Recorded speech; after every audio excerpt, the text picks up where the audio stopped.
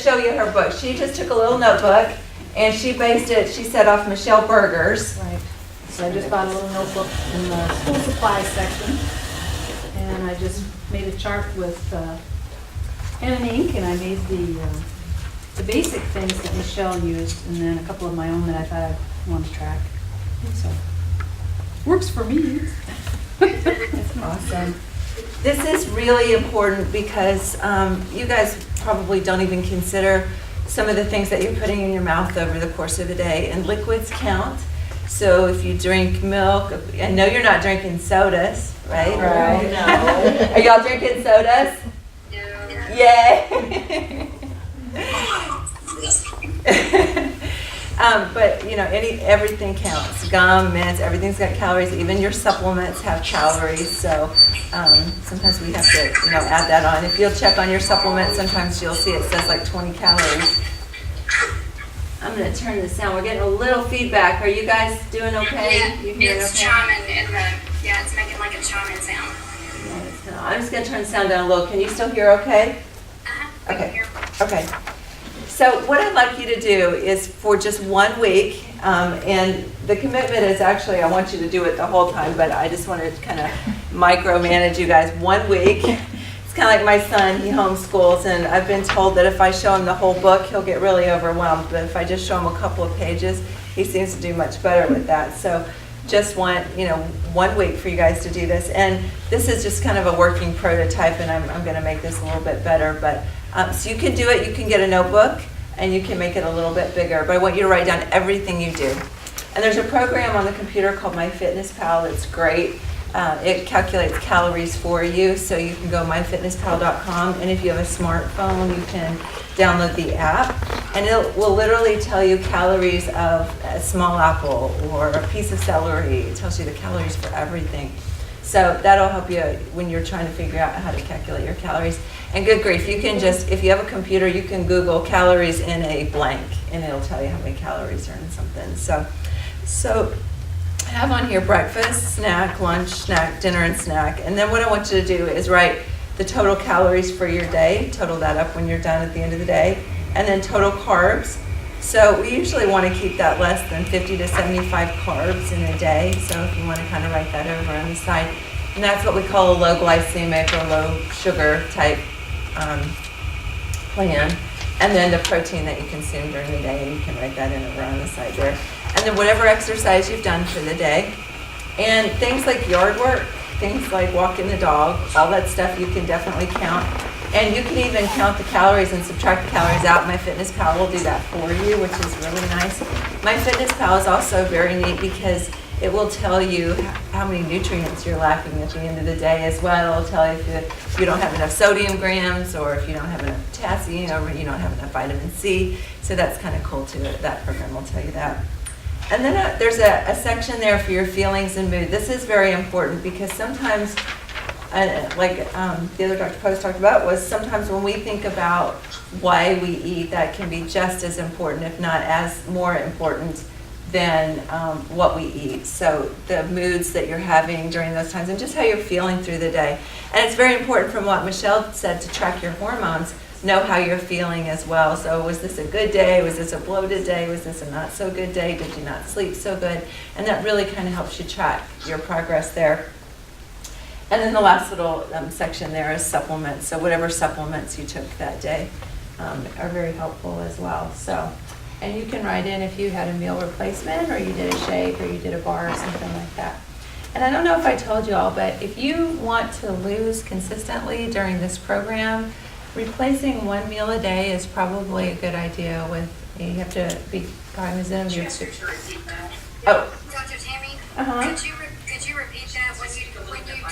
When you turn to the side, it kind of breaks up a little bit. I'm sorry. Okay. Oh yeah, no problem. I just said that if you want to lose during this 12 weeks, one of the things you can do is replace one meal with a bar or a shake. So, maybe that's lunch, maybe that's dinner, but that will significantly take your calorie count down, and it'll get you hopefully in your protein count that you need to be in.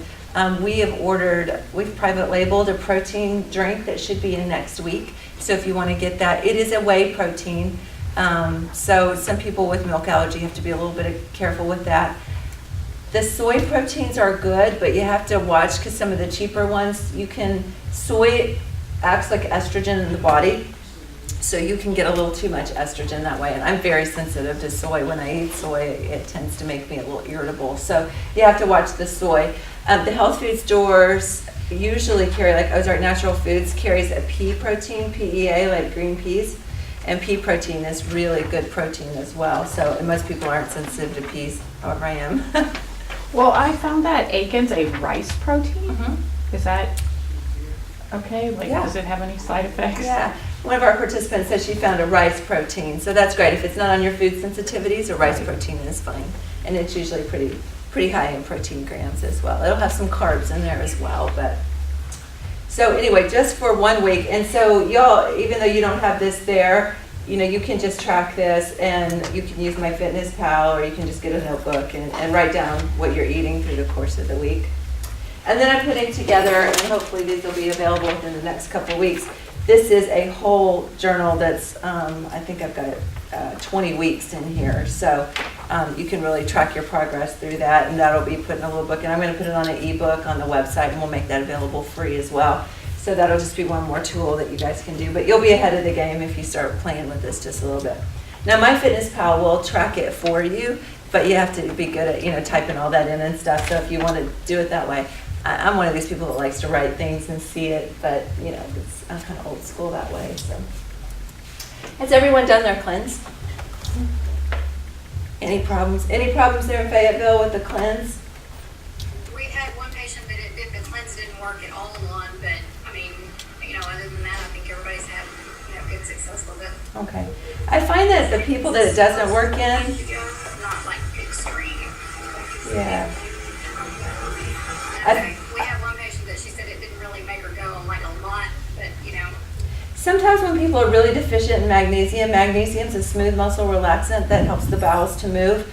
So if they're really deficient in magnesium, it takes an act of Congress or, supernatural powers to get the bowels going. So really got to get that magnesium content up. And I usually recommend 250 milligrams and just increase the amount until those stools get comfortable and soft. So usually that's the biggest thing that people struggle with, especially when the fiber is not really working. And not drinking enough water with it. That's usually one of the biggest struggles that people have, because we are just a chronically dehydrated society. And you should be drinking half of your body weight in ounces in water per day. So if you weigh 150, you should be drinking 75 ounces of water a day. So if you're not, then that could be part of the reason why things aren't really moving through. So, any success stories yet? Anybody feeling better, losing some weight, exercising, making some difference, changes? Yeah, got some good stuff. Any testimonies? Anybody want to? I'm sleeping. Sleeping, How about yay! you? We got a sleeper here. She's awake right now, so that's good. And sleeping at night. And we've got a new exerciser, so yay. And really, the commitment is you all have to exercise. You've got to be doing something, whether that's walking. You can buy a pedometer at Walmart for less than $5. And one of the recommendations is 10,000 steps a day. So, and that will definitely get you your 30-minute requirement 5 times a week. So. All right, well, I just saw our guest speaker walk in. I'm very excited to present Dr. Genette Howard. Doctor, not quite. She is fabulous. I just recently got to know her. A nurse practitioner, Michelle in Fayetteville, said to me one day she had a copy of her book, and she said, "This woman is amazing. You have to meet her." And I just felt compelled in that moment that, wow, this must be somebody amazing. So I looked at the book and I thought, wow, this sounds really good. She talked about stress and hormones. So I sat down, and it was an easy read. And you can always tell a really good author. I'm always speaking about my husband because he's a great author, because everything he writes, it's an easy read. I like to keep things simple, and I love those easy reads. So it's compelling and it's easy to follow, and maybe simple, not always easy. But as I read through it, I thought this is just someone I'd really like to bring into our program in some capacity, who has some words of wisdom to share with us. And she's a woman, and she gets it, and she's lived it, and just meeting her and spending some time with her, I've just really been excited. Spent last Saturday doing a lunch with her church group, and it was amazing, a women's conference, and there was an amazing speaker, and just really life-changing stuff. So I know that there are great things happening and moving within our program and within our culture to help women really be the best, most fabulous people they can be. So I'm just rambling now, so I'm going to bring her up and let her tell you a little bit about her background and share with you her story and her commitments that are going to change your life. And I know they've changed mine. So thank you. Well, what a great opportunity to be here. Oh, and just to tell you, we're Yes. Skyping you in here, You so you're in the are. corner there. Whoever's there, hello. They're in Fayetteville at our other office. wow. Yeah, there's 8. I think she said 8 women there, so they're Wow, getting your great. message tonight too. Great. Well, that's my neck of the woods. I'm from Fayetteville, Arkansas, and my name is Pastor Genette Howard. My name is Genette Howard, but a lot of people in Northwest Arkansas and all over the world call me Pastor Genette, and it's because I helped my husband to pastor a church, Restoration Church of Northwest Arkansas. Currently, we're just in Fayetteville, but we're actually going to be having a location here in Benton County in the beginning of next year. And I also help him to do just ministry. We have ministry things going on in Africa and Haiti, and so that's why we're international. Yes? I'm sorry, can you speak up a little bit? Can I speak up? A little bit of feedback. Okay. I'm sorry. No problem, I can do that. Okay. And so I want to thank you, Dr. Tammy, for having me. It has just been such an honor to meet you all. I am a believer in hormonal balancing. No, I am alive because of hormonal supplementation, literally. And you'll hear a little of that in my 5 commitments and just my story. Hormones, bioidentical hormones are a big, big part of my life. And I was so honored. My doctor is in Kansas City, who helps me with my supplementation. And it was just wonderful to know that we have you, Dr. Tammy, here. As a matter of fact, this is not, I don't think it's coincidental at all. My best friend and myself are both on hormonal supplementation, and we get it from our doctor in Kansas City because we just didn't know how we could get it in Northwest Arkansas. I had heard about Dr. Tammy, and we both one day were saying, we were on the phone talking, about our hormones and stuff, and we were saying that we need to make an appointment to see Dr. Tammy. We were having that conversation early in the afternoon. When I checked in on my email, Dr. Tammy was on my email wanting to meet me. I was like, this is crazy. I was just having a conversation about you. It was on my to-do list to call you. And here she was calling me. Isn't that wonderful? So I think I told you all about, well, not all about me, but I told you that I helped my husband to pastor a church and lead an international ministry. And if that sounds enough, then add on top of that, we have 6 daughters. Oh my. We have 6 birth daughters. I birthed them. Right. We didn't adopt them. I birthed six daughters, and they're in alphabetical order. Alexa is 17. She's a senior in high school. Bethany is a junior in high school. Celeste is the C. She is in the 8th grade. And then we have identical twin girls, D and E, Destiny and Eden. They're in the 4th grade. And then our baby is Faith, and she's in the 1st grade. And there is a story of how we got 6 girls, but that's for another time. Yes, we did. We do have 6 girls because we were trying for a son, and there's a whole story around that. And there is a reason they're in alphabetical order, but that's another story. Maybe I'll come back and you can go online or Google me or something, and the story is somewhere because I tell it almost everywhere I go. It's a great story of faith, actually. And so you can imagine the strenuousness of my life, the strain of my life. Just that alone is enough, helping my husband being an extremely significant part of the ministry worldwide, and then having 6 daughters. That sounds like enough to really stress somebody out, right?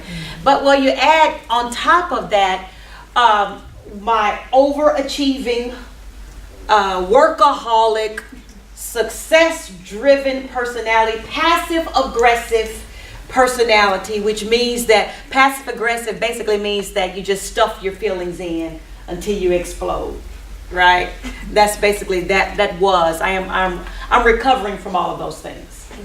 I would like to say I am a former all of those things, but I'm somewhere in the recovery process. I don't know that I'm there all the way there yet, but I am in the recovery process of all of those things. And so you mix all of that together, guys, ladies, and it is a recipe for disaster on the mind, the body, in relationships. It's just a recipe for disaster.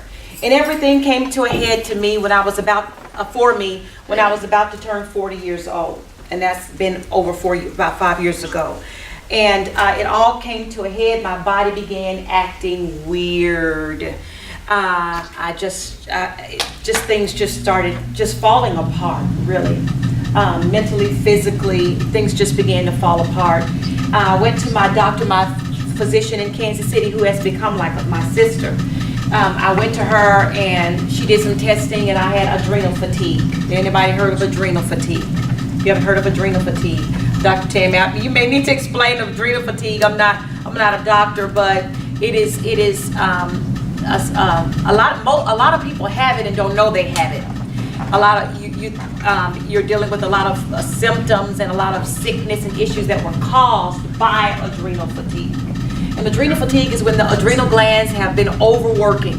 They've been overworking, releasing way too much cortisol and all that other stuff because you're under chronic stress. They overwork, they get fatigued, and you have all these crazy symptoms, and it opens you up to almost every major sickness and disease there is. And it is always induced, most of the time, or maybe always, by chronic stress.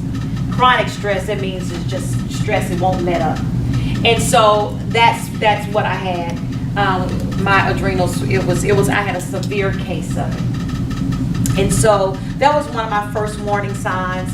I did get on some supplementation and started doing some things to help alleviate that. Then at 41 years old, my cycle just stopped. It just went AWOL. I mean, it just stopped. And of course, being a mom of 6, I thought that I was pregnant. Of course. That's the only time my cycle stopped. And so for about 6 months straight, every month I was at Walgreens, buying a test, thinking that, oh my God, we having another baby. I imagine the woman at Walmart was saying, "Are you pregnant yet?" Because I was just constantly, because that's all I knew. That's the only reason I knew that I wouldn't be having a cycle. Well, I was never pregnant. Get some more testing done, and come to find out that when my hormonal levels came in, my hormonal levels read that I was in advanced menopause. I was actually post-menopausal, meaning that at 41 years old at that time, I had the hormonal level readings of a 51-year-old, 10 years advance of my age. And one thing that I probably was a little prideful about, only because people said it all the time, was, "Oh, you look so good to be a mom of 6. Oh, you got teenagers. Oh my God, you look so good." I thought I looked younger than what I was, but my biochemistry was saying that my age was 10 years advanced, way advanced aging, way premature menopause. It wasn't premenopause. It wasn't perimenopause. My hormonal levels were post-menopausal, and all of it was just chronic stress. And we're finding, I'm sure Dr. Tammy, we're probably finding more and more women who are dealing with advanced aging things. And absolutely, yes, the root of it is chronic stress. Things came to a head for me when right during that time I was exhausted one weekend. It was a Friday afternoon. It was a rare weekend in my family where the children didn't have anything major going on. The ministry didn't have anything major going on. I wasn't traveling. My husband wasn't traveling. It was one of those rare weekends. And I had picked up at that time 5 kids from 4 different schools. That's what my afternoon pickup was like. 5 kids at that time. All 6 are in school now. But 5 kids from 4 different schools. I was so exhausted. I felt like I was going to barely make it home. When I got home, I collapsed on the couch beside my husband. I said, "I'm so tired, I ought to go to a hotel and rest." And he looks at me and says, yeah, you need to go ahead and do that. Well, I was shocked. I didn't want to go. You know, I didn't want to go to a hotel. I wanted to bellyache. I wanted to say I'm tired. I wanted to stay in my own lovely home and rest in my own home. And he said, no, you need to go ahead and go because you know you're not going to get any rest around here with the girls. It's a good weekend. There's nothing going on. You need to go to the hotel. Well, after arguing about why I really didn't need to go to the hotel, he insisted. No, you're going to the hotel. You're going to get some rest. I pack up my bags. I go to the DoubleTree Hotel, 10 minutes from my house. I remember feeling so embarrassed, standing there checking in at the hotel and thinking this woman is really going to think this is really suspicious. She asked me my address, and I told her my address was right. She said, wow, you didn't come from very far. I said, yeah, I know. I live actually about 5-10 minutes away. My husband sent me here to get some rest. You know, I got 6 girls and I'm tired. He sent me here to get some rest. And she was so loud. She said, wow, that's great. And she started telling the other ladies that were at the front area, wow, her husband sent her here for some rest. He's a great husband. Oh, isn't that wonderful? And so, do you know, it was that weekend, that time at the hotel actually was a great blessing to me because it was very slow in the hotel that weekend, and everybody found out there was a tired mama of 6 in the hotel, and then they all waited on me. It was the cook in the restaurant cooked me my meal special. They brought me stuff to my room. I mean, they were just catering to me, and so I just received it as a great blessing. It was a terrific blessing for me. But when I finally got to settle in for the night and I adjusted to the quietness of that hotel room, because you know I'm not used to a lot of quiet. When I adjusted to the silence, I really had an encounter with God, and it's really hard for me to tell this because every time I feel choked up because it was so real for me. You know, it goes right here, and I try to choke back the emotion because it was so very real for me at that time in my life. And to make a long story short, I received a grave warning that if I didn't change my lifestyle, that my days were going to be shortened. It was so real for me that I cried, I wept. My mind went there, and I literally, it's like I saw a panoramic view, a view of what my children's life would be like without me, and the despair of my husband, and even my ministry, and all the people that love me. I left too early, and it was so real for me. And I realized at that moment that it would be my choice. And I decided that I wanted to live. And I began to pursue a more peaceful, healthy way of life. And not only that, but during that time, God revealed to me 5 simple things to do. 5 simple things to do. And if I did those things, it would extend my life and just dramatically increase my well-being and happiness in life. And I began to employ those things, very much so. And it worked. And here, you know, that's been 4 years ago. And I feel healthier and happier. Just with a sense of wellness that is, it's just wonderful. And I can't really appreciate, you really can't appreciate being well until you've been sick. You really can't appreciate peace of mind until you have not had any. They say you can't appreciate the sunshine until you've been through enough rain. And so I so appreciate and so grateful for the sense of just health and well-being and happiness that I have in my life that really starts from the inside out. It's not because of anything external, because nothing is perfect in my world. Nothing is perfect in my world, and it never will be. But it is because of these 5 simple commitments that I'm going to share with you that I really feel that I just have a sense of health and happiness and overall sense of well-being. It's not because I'm some special person. It's because of these 5 simple commitments that I made almost 4 years ago that they are still very strong in my life now. They are not the only things, but they are foundational things to a life of health and well-being. And anybody can do them. Anybody can do these things. Before I get into the 5 simple commitments, I want to talk to you a little bit about stress, what stress is and why it is so deadly, okay? Did you know that chronic stress is the #1 instigator of almost every major sickness and disease? At the root of every major sickness and disease is chronic stress. And when I say chronic, you'll kind of understand what I mean when I say chronic here in a minute. Chronic stress. Not a little stress here or there. The body is well equipped to handle those things, okay? But chronic stress, incessant stress, nonstop, which more and more women are under today. More and more women than ever before. So let's talk a little bit about stress, what it is. Stress is the God-given physiologic and biochemical response. Now, everyone say response. Because that is the operative word. This response. And hopefully, if I'm a good teacher, you'll understand. Stress is the God-given physiologic and biochemical response of our bodies when facing difficult circumstances. When we are facing a difficult circumstance, our adrenal glands release a hormone called cortisol. Anybody heard of cortisol? Okay? So anytime we're facing a difficult circumstance, and let me say this about the body. The body does not know, the only way a body knows that it's a difficult circumstance is how you respond to it. And hopefully you'll see this in a minute. Okay? But when the body, there's a signal to the body that we are facing a difficult circumstance. The body releases cortisol. Okay? Now, cortisol and adrenaline, y'all heard of adrenaline, cortisol, and adrenaline, both of those are hormones. They're actually a gift from God. It's given to us by God. It was meant to be as a gift.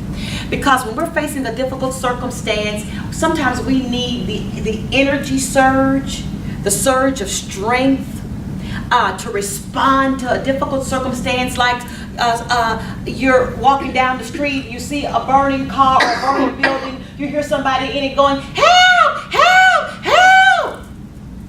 Okay? That's a difficult circumstance, right? And that person needs help, help, help. And you know everything's, the heart's going to start pumping, the blood's going to start, and you're going to get this energy, sometimes of courage. You're going to run and you're going to be, well, think about if it's your child or someone you know or someone you love. Yes.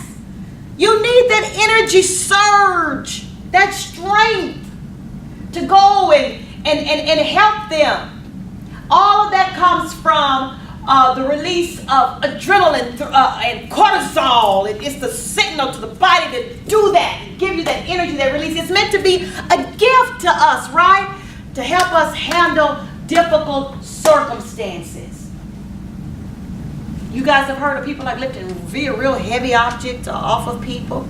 It's because of the gift of cortisol. It's meant from God to be a gift to us.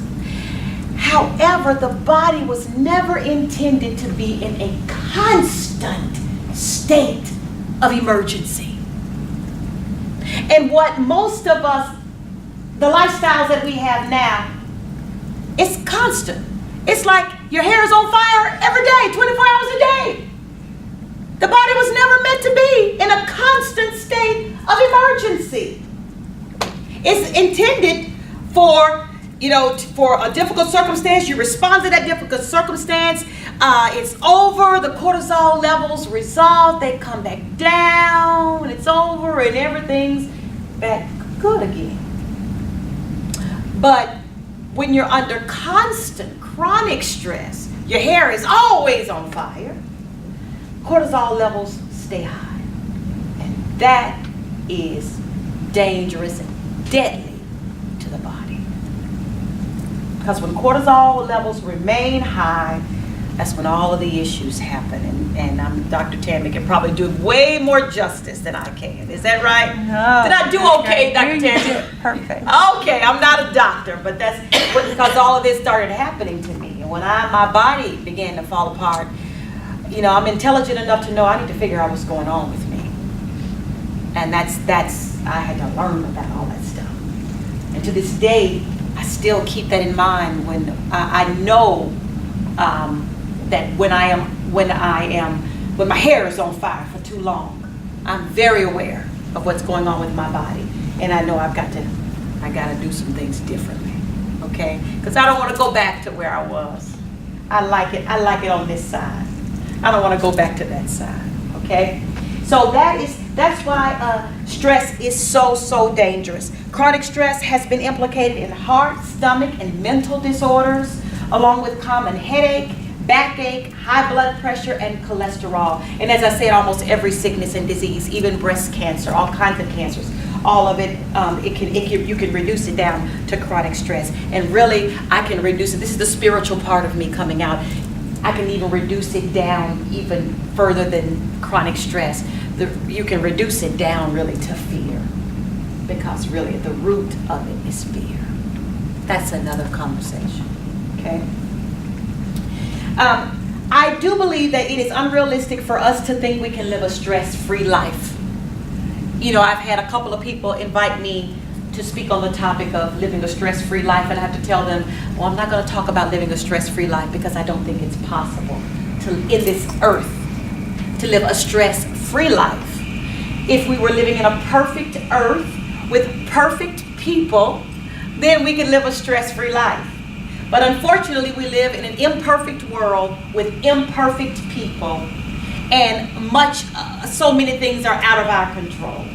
Think about the stressors that are out of your control. The weather is out of your control. Traffic is out of your control. The economy is out of your control. The government is. You know, all of those things are stressors. All of those things are stressors. So I do not believe that it is possible to live a stress-free life. However, it is possible to control our response to the stressors. The stressors are really not our problem. Stressors don't wreak the havoc on our mind and on our body. What wreaks the havoc on our mind and on our body is how we respond to stressors. Can I give you an example I like to use sometimes? All right. You've got an appointment. You need to be somewhere. It is a critical appointment. Maybe everybody's waiting on you, okay? And the show looks like it can't start without you. It starts at 5:30. It is 5:15, and you are in a 30 minutes worth of backed up traffic. And it is clear you're not getting there. There's no way around it. You know, you don't have a helicopter you could call to drop down and pick you up. You know. And so, well, that's a major stressor, is it not? Okay? Now, you can't control the stressor, right? There's nothing you can do about it. What's the only thing you can control? Your response. What is going to wreak havoc on your body is not the traffic, it's how you respond. Now let's talk about a couple of ways that we can respond to that very stressful situation, or it could be a stressful situation. What are some different ways we can respond to that? Call and say you're gonna be late. That's a great response, right? You can call and say you're gonna be late. Okay? What's some other things that you can do? Deep breathing. Deep breathing. Y'all being positive. I'm not talking about positive. I'm talking on the bad side. Tell the truth. What's most of your road rage? I love it. She'll tell me her road. Do road rage for me. Do your road rage. Oh, okay. I love that. Oh. Look at that stance. What happens when you go, oh. Muscles get all tense. Oh, all that tension, toxins. What else? Oh. Face tightens. All your muscles, everything in you tightens up. What else? What are some other ways? Yell at the other drivers. You yell at the other drivers. What's happening on the inside of you? Tell me. What's your heart rate? Racing. Blood pressure goes up. Heart's racing. Your blood pressure's going up. Right. Okay. Now you see the stressor. The traffic is not the problem. What's causing the problem? Your response. Your response. There you got it. It's the response. So there's so many things that are out of our control that we cannot control. But what we can control is our response to stressful situations. That's what we must control. So to think that you're going to live this in a stress-free life is completely unrealistic. You know, I'm a person who believes in confessions. That means I speak out loud. I do it all the time. I speak out loud. I hear myself. There's nothing more powerful than hearing yourself speak your own resolve. Hearing yourself speak your own victory. There is nothing more powerful than that. It's powerful to be encouraged by other people, but nothing is more powerful than hearing your own voice encourage you. Okay?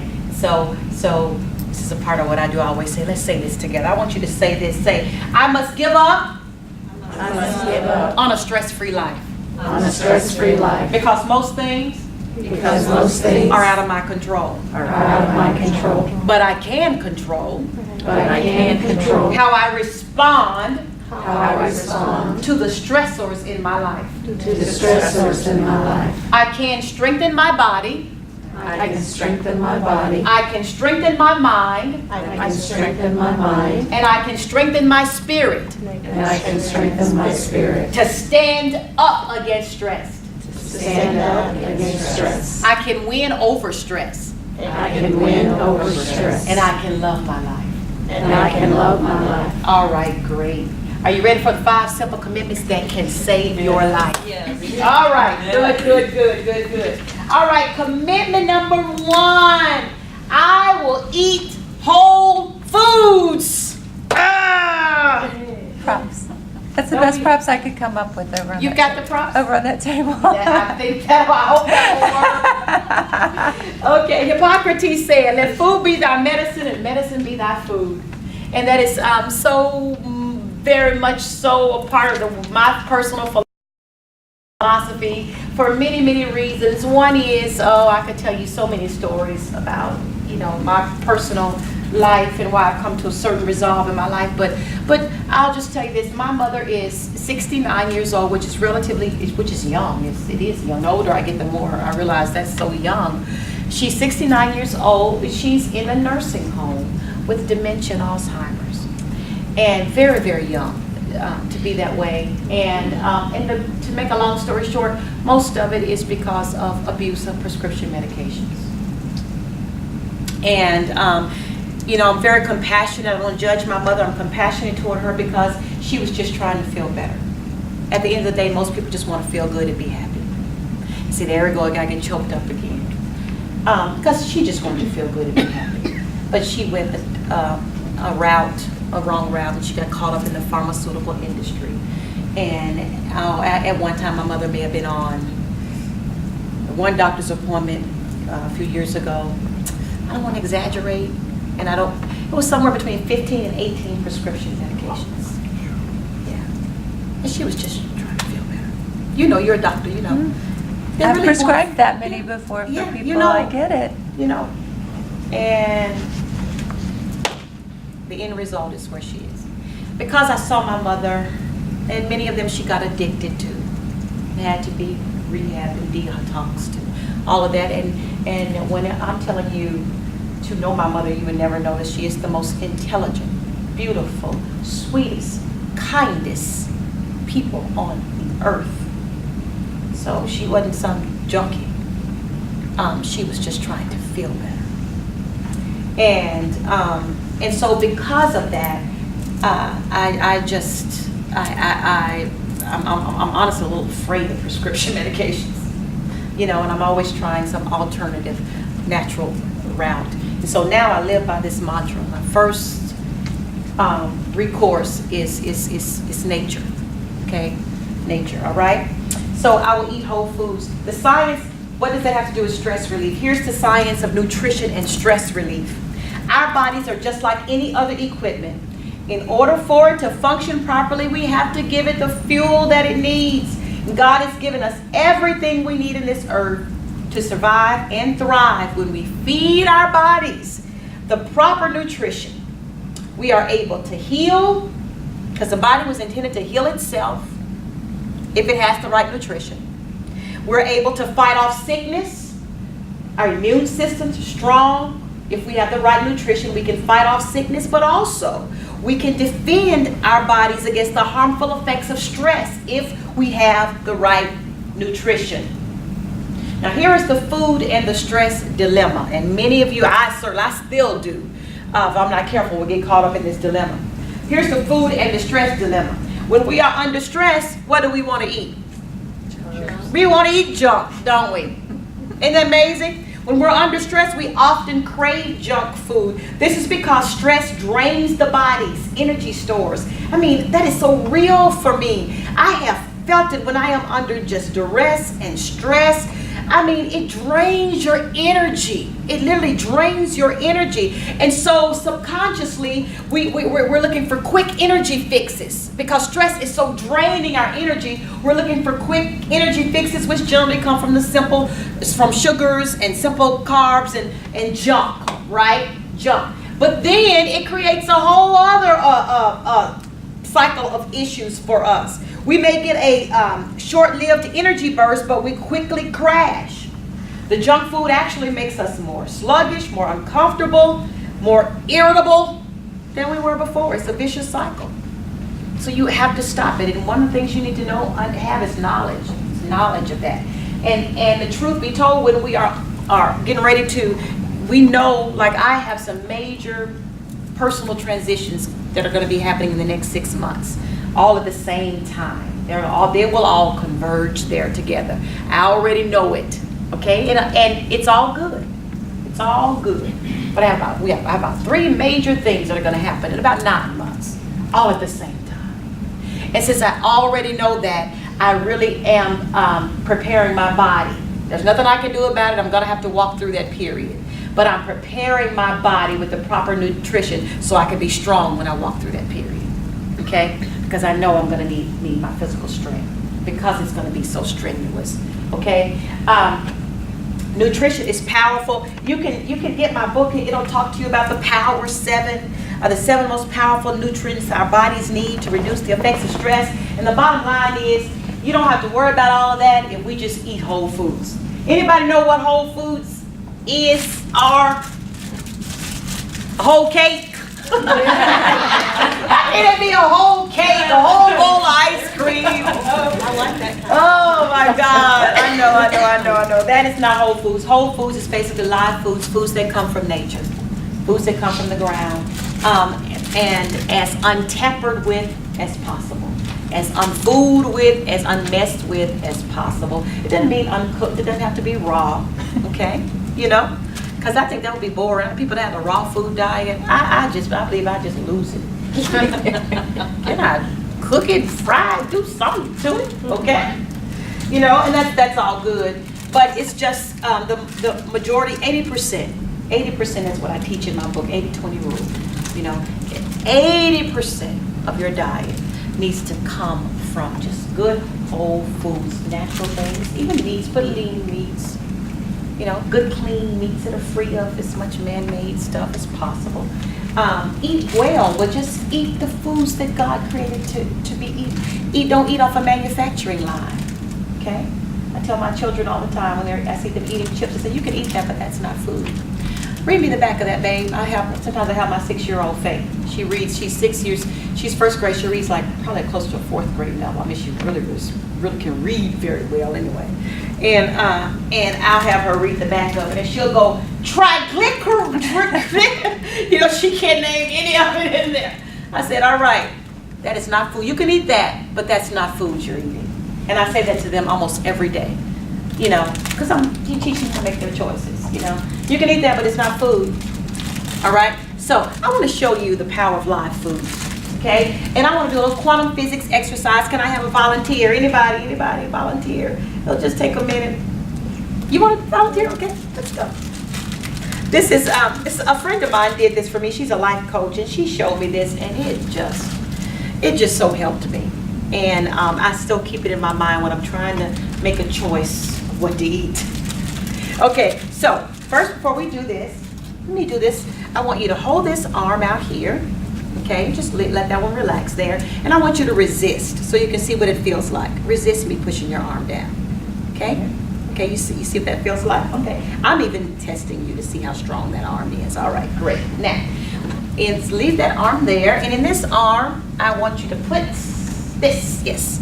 This wonderful apple here. This is a whole food. Even though it's not on a tree anymore, this apple is still alive. And it is full of energy.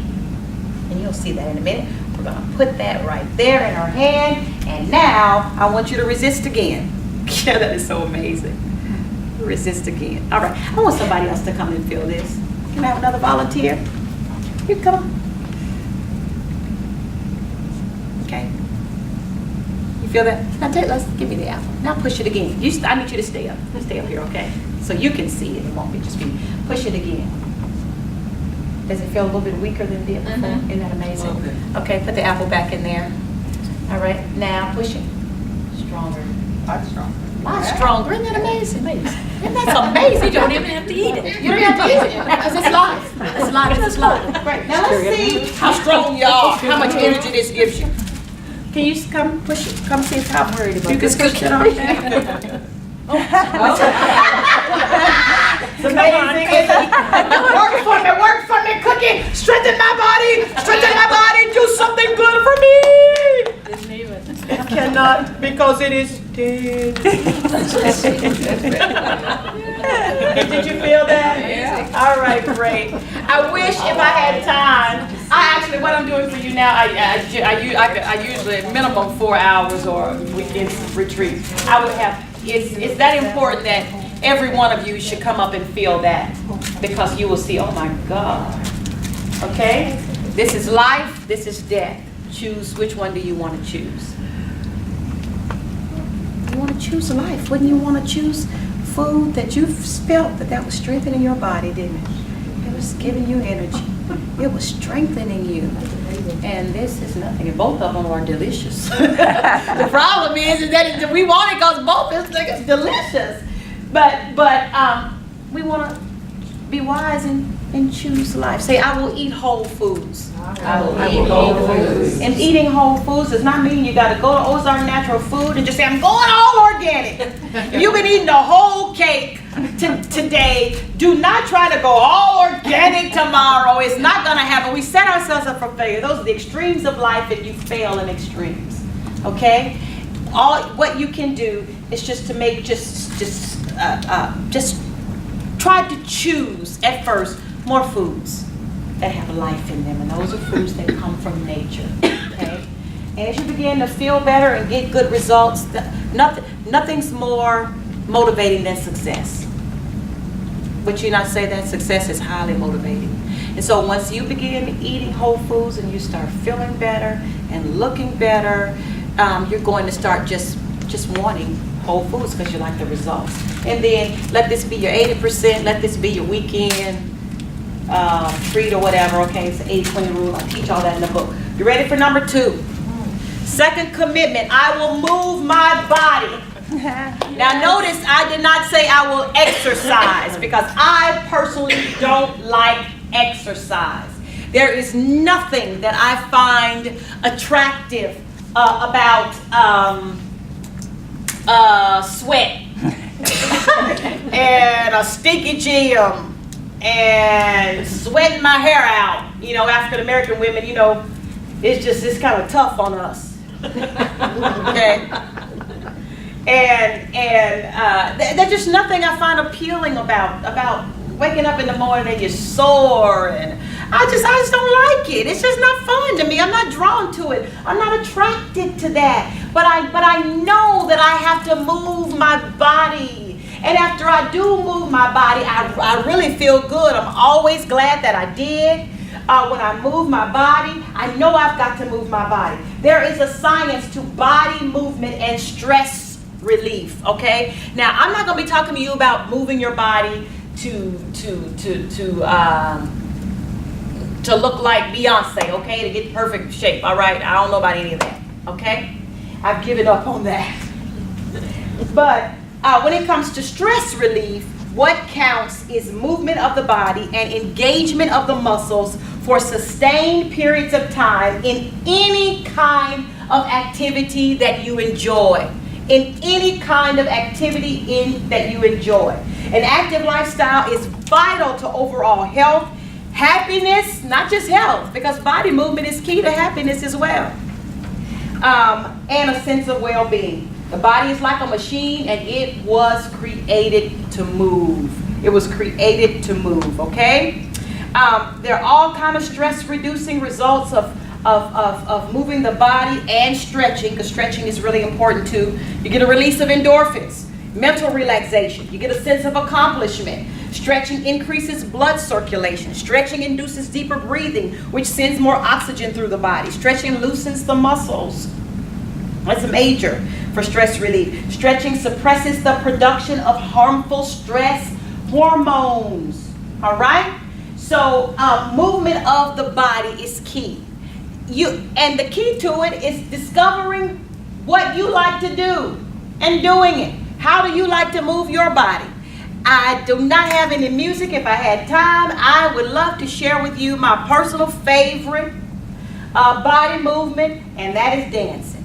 I love to dance. I've tried all kinds of things. I tried running with my husband. I can run. I have pretty good cardiovascular fitness, and I can run about 3, 4, even 5 miles if I pressed it, and I hate every minute of it. I've done it. I discovered I don't like it. I hate it. And the whole time I'm running going, I hate this, I hate this, I hate this. I can do it, but I don't like to do it. Okay? And life is too short to be doing stuff you don't like, right? Especially with me, if I got 30 minutes and without kids, and I got 30 minutes to do something to move my body, well, I'm going to do something I don't want to do. Okay? So I personally love to dance. And I go to jazzercise. I'm a jazzerciser. 2 or 3 days a week. On a great week, I get in 3 days a week. On a really good week, I get in 3 days a week. I love it because they put the beats on real loud, and you do your movement, get your cardiovascular in. Then we lift weights, we stretch. I get it all in an hour. I usually don't get. I do about 45 minutes. I usually get there about 15 minutes after everybody else does, but that's just my life these days. But I get that 45 minutes in usually, and I feel great. And I don't even get on the scale a whole lot, because I just choose not to be scale driven in my life. It creates stress for me when I get on the scale. I judge everything by how my clothes fit and how I feel. And if my clothes fit and I feel good, I look in the mirror and I'm 2 thumbs up, I'm good. If I get on the scale, my personality type, it creates stress for me. And so I don't do it. I don't know if that's a good way to look at it or not, but that's just the way where I am right now. Okay, so I'm not telling you. I know. Now I've been on planes where I had to weigh myself every day, but I've accomplished that. I'm not doing that. Okay, so movement of the body, and I particularly love to dance. You discover what you love to do. Is it walking with a friend? Is it power walking? Is it Zumba? Is it riding a bicycle? I like to ride my bike too. I've got a bike. Riding a bicycle. What is it? Is it line dancing on Friday night with your cowboy boots on? I don't know. Square dancing. Square dancing. Is it what's this one? Clogging. Or the Irish dance. Doesn't matter. It really doesn't matter what it is. You do it long enough to just work up to get your heart rate up, engage those muscles, and get a smile on your face. Okay? All right. So I will move my body. It's commitment number 2. Just movement of the body. It is so vital. If you begin to feel stressed or begin to feel down, one of the quickest ways to to get back on top or to feel better is to get up and move the body. One of the worst things you can do is just sit and slump and just eat. Which is what we want to do. We have to resist, don't we? Just what we really want to do. We just want to drown it underneath the covers in a bowl ice cream. Okay, or whatever your poison is. We all got poison. I got my poison. So, but really, the best thing to do is to get up and walk. Maybe don't go to the mall. I should not go to the mall to walk. I would not be walking if I went to the mall. I'd be shopping. But get up and just walk around your neighborhood, smell some flowers, do whatever, okay? But movement of the body is so important, okay? Number 3, I will find my Sabbath and keep it. I will find my Sabbath and keep it. Anybody know what the Sabbath is? What is the Sabbath? Day of rest. It's a day of rest, right? Where does that term come from? A little Bible study. The Sabbath. Well, it's the Old Testament. God gave Moses the 10 Commandments, right, to give to the Jews. And one of them is, you will remember the Sabbath day and keep it holy. And the Sabbath day is the 7th day of the week where there was to be no work.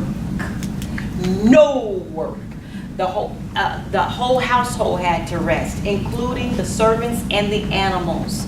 There was to be no work. It was meant to be a day of complete rest and restoration for everything in the household. And for the Jews, it was a commandment, and to break it was a sin. But the principle of the Sabbath is very, very powerful. The principle of the Sabbath is this. You work 6 days and you rest on the 7th. You work 6 days of the week. And on the 7th day, you shut it down, you rest, so that the mind, the body, and the spirit can be restored. Work 6 days, rest on the 7th. Work 6 days, rest on the 7th. Work 6 days, rest on the 7th. If I keep saying that over and over again, you'll see there's a rhythm, isn't it? Work 6 days, rest on the 7th. Work 6 days, rest on the 7th. There is a rhythm to that. And that is actually the rhythm of rest that human beings need to stay vital and strong. It is a rhythm of rest. It is a rhythm of rest. And we can't see it or hear it, but do you know all of creation is moving at a rhythm? You can see the sunrise, sunset, spring, winter. I got it all wrong. Spring, summer, fall, winter. It's everything. You see the birds flying during a certain time of year. Everything is moving at a rhythm, a cadence that we can't hear, but it's there. And nothing in creation has the power to resist that rhythm except human beings.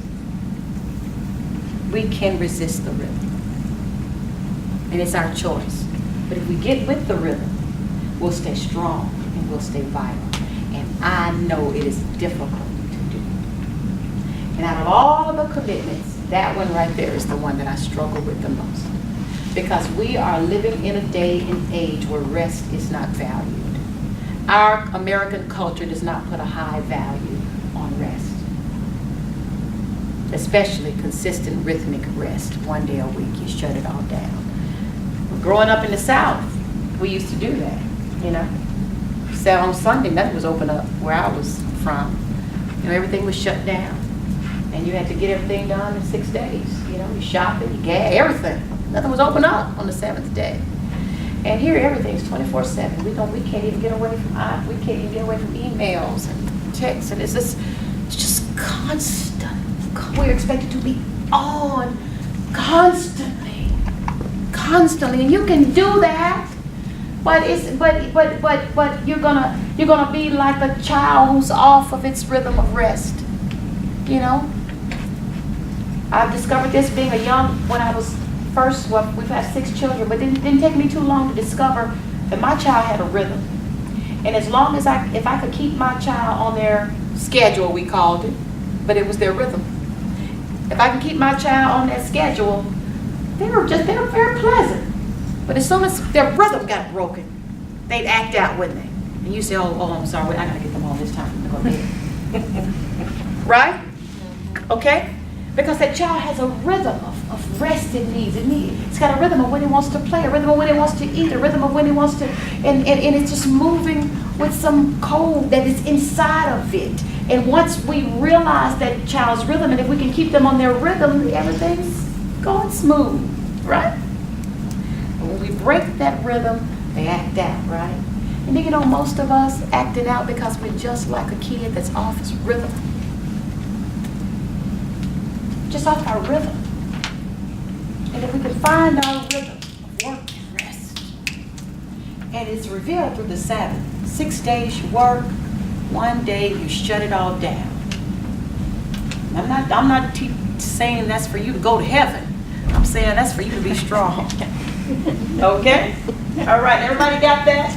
Rest is powerful. They said if you want to know what it feels like to be a schizophrenic, go 3 or 4 days or something like that with only 4 hours of sleep. That's the closest thing that it feels like to being a schizophrenic.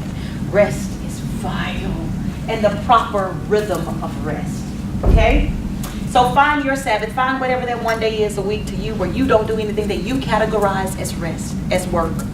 Whether you don't do anything you categorize as work. My work looks different from yours, okay?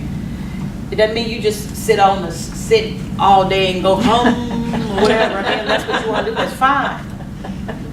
Okay?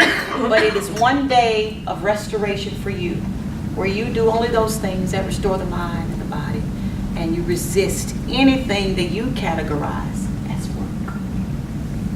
All right? Number 5. What's that, number 4? Oh, number 4. One of my favorites is I'll spend time with my girlfriends. This is the only one that is very much so unique to women, because the physiology with men and women is different. A man's the hormone in a man that fights stress is testosterone, and his testosterone stores are rebuilt when he is resting. That's the reason why when your husband gets home from work, more than likely the first thing he does, takes off his necktie, or whatever he goes, he gets in that seat and he checks out. And I thought for years my husband was a lazy bum. I did. And that lazy boy got us into many heated discussions about we work the same hours. Why is it that you get to come home and go sit in the lazy boy, and I get to start my second, third job for the day? You know, and what I had to discover, I got some knowledge. What I had to discover is both of us are in a quest to fight stress. Men have been out exerting themselves all day doing what they do, their testosterone levels are being depleted. One of the ways their testosterone levels are restored is they rest brings their testosterone levels back up, which is vital for them to fight stress. Not the same for women. We need to fight stress, but testosterone and rest does not help us fight stress. Rest makes our body strong, but rest doesn't help us necessarily fight stress. Not rest. The hormone in women that helps a woman fight stress is oxytocin. It's the relaxation hormone for women. And oxytocin is released when a woman is engaged in any nurturing activity. Anyone nurse a baby, you know, when you sit down to nurse that baby, one of the first things you're going to do is fall asleep. The baby's sleeping, you're asleep. It's like you've been drugged. That's because when that baby nurses, that baby is causing you to release oxytocin. Your oxytocin levels are going, psh, it's relaxing you, and you fall off to sleep.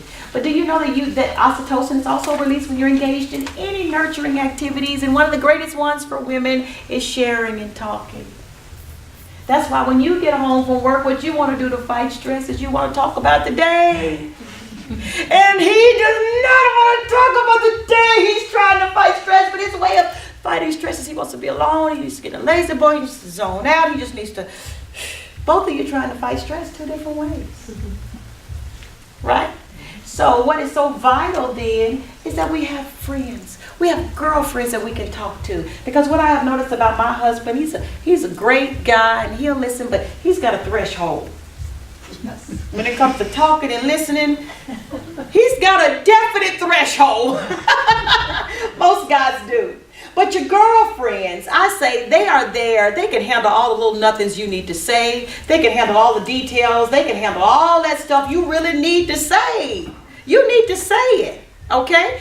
Your girlfriend, I say, they handle the spillage, the overflow from what your husband, he just cannot handle. He doesn't have the capacity. And as you are, we know it's just the truth. And as you are doing that, the nurturing creates you're just getting, your oxytocin levels are increasing. It's causing relaxation for you. In the 21st century, all these modern day working women with our busy jobs and our highfalutin careers and our briefcases and our stilettos and our 6-figure careers and our kids and all of this stuff we've got going on, we think that friends are a luxury we cannot afford. And I believe that is why happiness stats concerning women right now are at all-time low. Because I believe that we've sacrificed just some simple pleasures of life, like friends. And they're vital to our health and our happiness and our well-being. even statistics show that women who have 2 or 3 close friends, of course, report being happier, but they're healthier people. I spend time with my girlfriends. In the book, I write a blog, which gets wonderful feedback. I wrote a blog about my friend, who, if I called her name, all of you all would know. Most of you all would know. But it's Marshita Anderson. Y'all remember Coach Mike Anderson came back to be head coach of the University of Arkansas. It's been 2.5 years ago. His wife, Marshita, is my best friend. When they lived here before, we've been best friends for 20 years. And when they got the job to come back to Arkansas, everybody was congratulating me. And I didn't get, why are you congratulating me? I didn't get, it was like, I'm not, that's not me. Why are you congratulating me? But everybody was saying, oh, congratulations, oh, congratulations. And then I wrote the blog because at some point I realized how the quality of my life increased when I got my friend back. I didn't even know what I was missing until she came back. And I realized what I had missed. And the quality of my life just shot through the roof because I had a friend back to talk to do things with. And for 9 years, I never tried to replace her. I just put myself into my work and the kids, and I never tried to replace her. When she came back, I realized what I had missed. And I wrote the blog because I got an epiphany that day of why they were congratulating me, because I got my friend back. And how important friends are to your well-being and your happiness. And it just so increased the quality of my life having her back. So number 4, I will spend time with my friends. And then last but not least, number 5, I will enter my prayer closet daily. I will enter my prayer closet daily. Jesus Christ said in the Bible, but you, when you pray, enter into your closet. And when you have shut your door, pray to your Father which is in secret. So the imagery, the picture that Jesus paints about prayer is this discourse that is supposed to happen in a private place, in a closet. He says, shut the door so no one can see you or even hear you. So here you are in this private place with this great Father in heaven, and it's completely private. That is your opportunity to have an audience. But the God of the universe, who knows you completely, who loves you perfectly, and it's your opportunity to say whatever needs to be said. At its most simplest form or definition, or it is simplest, prayer is just intimate, private, intimate time with the Father. And it's your opportunity to release. The science of prayer and stress relief is this. Unreleased emotional pain, worry, confusion, and anxiety are not just toxic to the mind and the spirit, but also to the body. Negative feelings need a place to go. This is the power of the prayer closet. It's the place of release, and it's vital to your emotional and physical health. As I told you, I am recovering from a passive-aggressive personality. Passive meaning you just suppress your feelings until you explode or implode, or either one. I did more imploding than exploding. I've never been a real exploding. My personality is not combative or confrontive. That is not my personality. I've never been one to tear up things and break things and all that kind of stuff. I just implode. I just fall apart. Okay, to a certain extent, and it's all because of just undealt with feelings. The prayer closet for me, it is that place where I go and I take my audience with the God of the universe, with my Father, and I say whatever needs to be said. I get negative feelings out of me. I'll say this, and I'm sure I'm probably over time, but I'll say this. I heard a wonderful speaker share this, and it was so powerful for me. She calls it her carbon dioxide moments. and I didn't even realize this, but when we breathe in, we breathe in, they say we breathe in oxygen and we release carbon dioxide, right? Right. So, how she explained it through some scientific way, actually when we breathe in, we're not just breathing in oxygen, but we're also breathing in, she says, carbon dioxide too. And the reason why we have to exhale the carbon dioxide is because if you hold it in for too long, it'll kill you. Right? The reason we have to exhale is because of the carbon dioxide. And if we hold the carbon dioxide in for too long, it will kill us. We have to release the poison, release the toxin. And it is that way in this life. As we are living this life, it is impossible, irrational for you to think that nothing negative is going to happen to you. Painful things are going to happen. And yes, they impact you. They get in you. Absolutely, yes, they do. You have to find a place to release them and get the toxins out of you.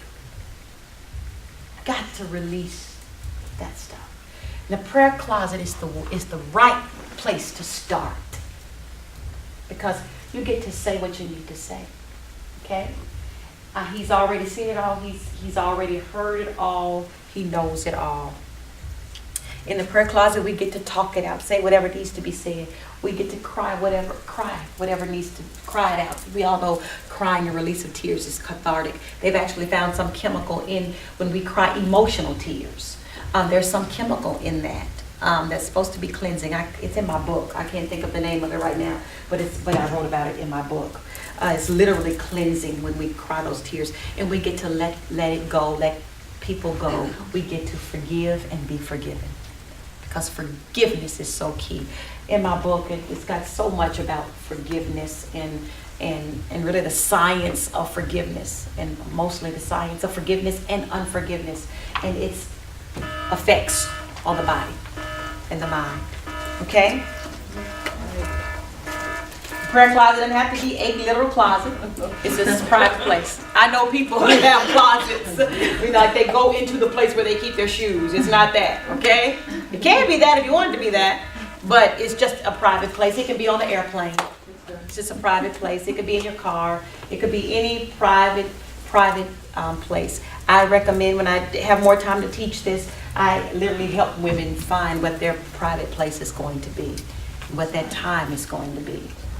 No problem. Your hair's on fire. Yeah, your hair's on fire. Yeah, but it is so powerful. All right, those are the 5 commitments. Want to rehearse the 5 commitments? Let's say them together. What's the first commitment? I will eat whole foods. All right, second commitment. I will move my body. Third commitment. I will find my Sabbath and keep it. Yes. Fourth. I will spend time with my girlfriends. And 5. I will enter my prayer closet daily. Does that sound like any of that is out of anybody's reach? No. Something those things everybody can do. And these 5 are, 5, they say, is the number of grace. The grace of God is 5. These 5 things, I believe, are irrefutable in terms of building a strong foundation. They're not the only things, but they certainly are the foundational things to a long, strong life for a woman.